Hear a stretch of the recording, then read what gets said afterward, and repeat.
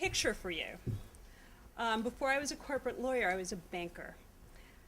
Yeah, I just hit all the great notes. And my boss, knowing that I was born and raised in New York City, thought, I'm going to make her the account officer for Walmart. I have walked, still to this day, because I live in New York City, into a Walmart once in my life. And it was on that trip. I went to Bentonville, Arkansas, to meet with the CFO of Walmart.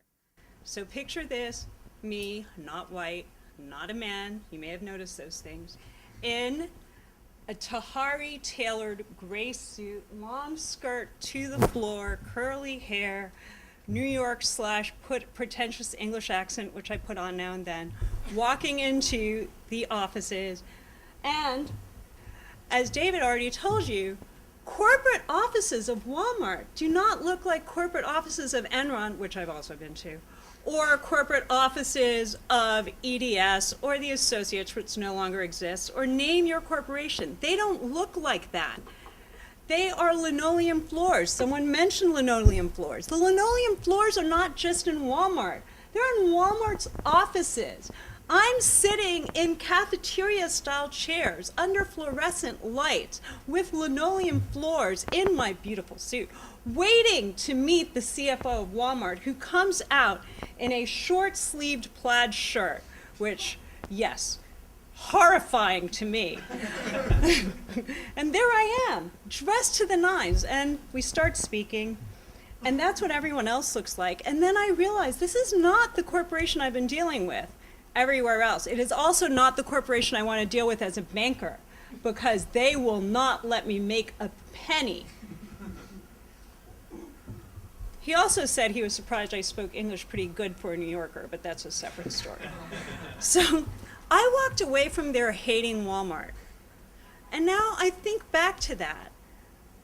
I hated Walmart because they didn't do the glitz and the pizzazz of every other corporation that I was used to dealing with. They were actually living what they were saying to me. And that is amazing to me. And think about what we see in corporations today. I mean, we're an educated crowd. I don't need to go through the whole shenanigans of what GM is up to, or even Citibank for that matter. And no, I didn't work for them.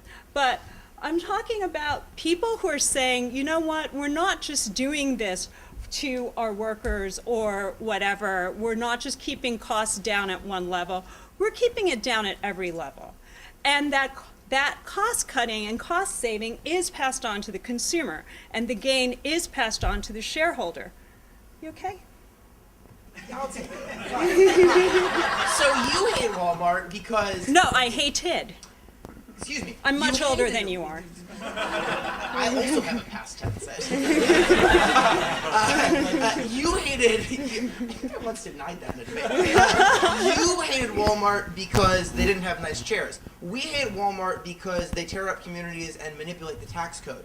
Why is it good for America? Just because they sleep two to a room on business trips? Because we can stand here and we can come from New York or New Haven or the south side of Chicago, but wear a nice tuxedo, and say, oh, how awful, how awful. The truth is these savings are actually genuine.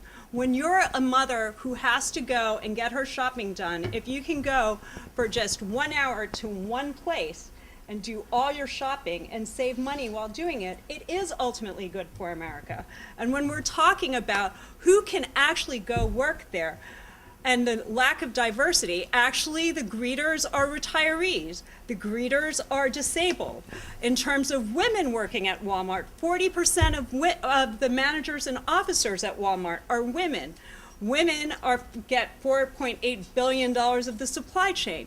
This is a company that represents America in a lot of ways.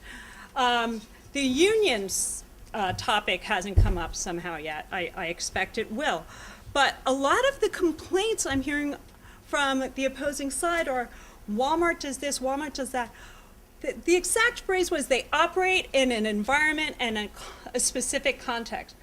If we have problems with a context where unions can be kept out of a company, if we have problems with a community that allows a store-in that provides a service, our problem is not with the company. Our problem is with the system of government and our elected officials. And that is an option we still have. If you don't mind. Please. Out of curiosity, if the company only exists because of those environmental conditions and because of those elected officials, can we have a problem with it, please? Absolutely, but I don't think we're there. We're still in a, for instance, as I mentioned, New York City doesn't have a Walmart. New York City has a Target, which is one of Walmart's biggest competitors. Walmart has Target as a competitor. Walmart has the internet as a competitor. Small towns still have mom and pop stores. So this environment that you're coming up with where Walmart is purely a construct of our government and would have never existed. Sam Walton didn't go to Congress and say, I'd like to create a mega store and put it on every corner. He actually successfully created an empire that has accrued wealth to its shareholders. And though you may not yet be stockholders or have pension funds, there are many Americans who are people who are stockholders and have pension funds and are benefiting from this. So another phrase which I loved was Walmart, and this is a criticism, mind you, and I'm using an exact phrase, Walmart makes as much money as possible with as little money as possible. Now, I know they're going to say, oh, there they go, equating the free Walmart with free market, and free market is good for America. As far as I know, we're still equating free market as good for America. We're a capitalist society. We believe in competition. Now, as far as I know, free market, as long as there's competition, which I believe there still is for Walmart and will continue to be, as long as you have competition, as much money as possible with as little money as possible means that you're successful and you're exemplary of what you're trying to do.